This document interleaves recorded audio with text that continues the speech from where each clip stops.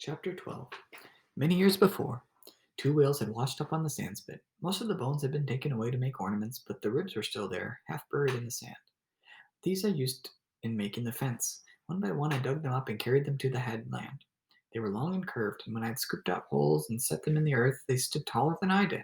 But the ribs together, with their edges almost touching and standing so that they curved outward, which made them impossible to climb. Between them I wove many strands of bull kelp, which shrinks as it dries and pulls very tight. I would have used seal snow to bind the ribs together, for this is stronger than kelp. Wild animals like it and soon would have gnawed the fence down. Much time went into this building.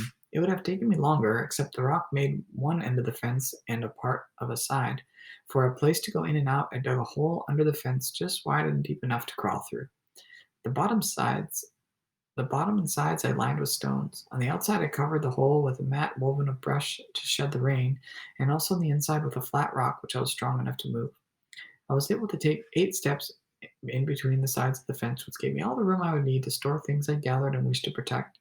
But the fence first, because it was too cold to sleep on the rock, and I did not like to sleep in the shelter I made until I was safe from the wild dogs. The house took longer to build than the fence because it rained many days and because the wood which I needed was scarce. There was a legend among our people that of the islands had once had been covered with tall trees. This was a long time ago, at the beginning of the world, when Tumayowit and Mukat ruled. The two gods quarreled about many things. Tumayuak wished people to die. Mukat did not. Tumayuak angrily went down to another world under this world, taking his belongings with him, so people died because he did. In that time there were tall trees, but now there were only a few in the ravines, and these were small and crooked. It was very hard to find one that would make a good pole. I searched many days, going out early in the morning and coming back at night before I found enough for the house.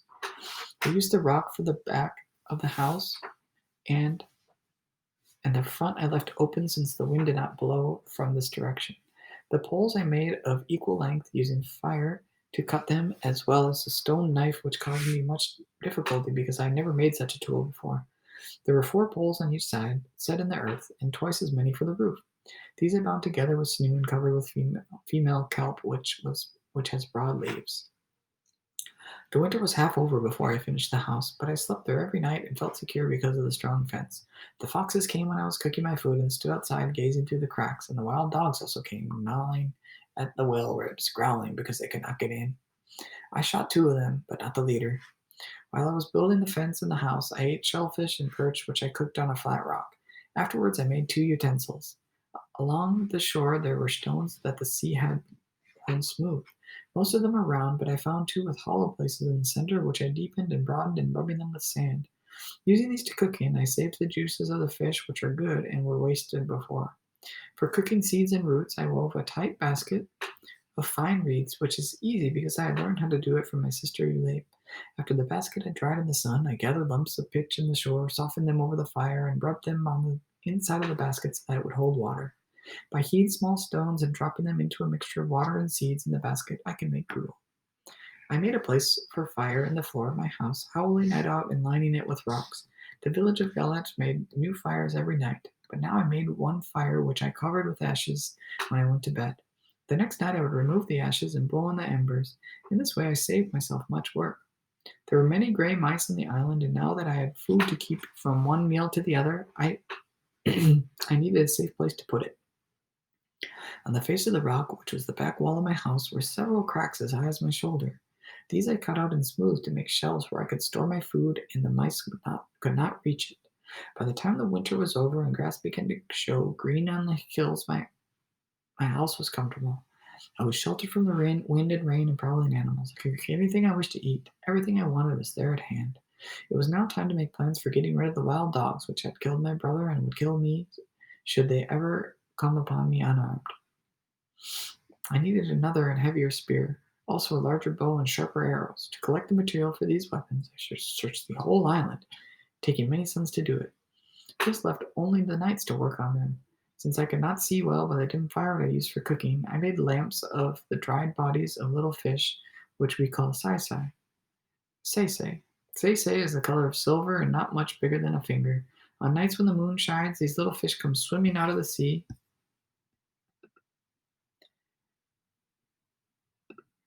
In the schools so thick that you can almost walk on them. They come in with the waves and twist and turn in the sand on the sand as if they were dancing.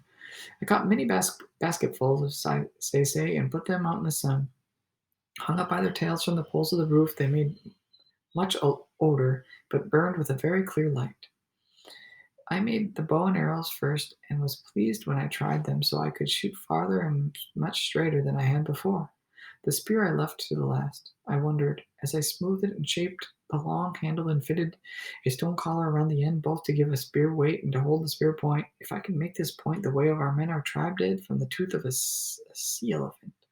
Many nights I thought about it, wondering how I could possibly kill one of these great beasts.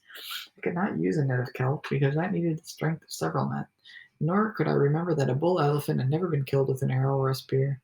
Only after they had been caught in a net were they killed, and then with a club. We killed many cows for their oil using spears, but the teeth were not large. How could I do this? I did not know.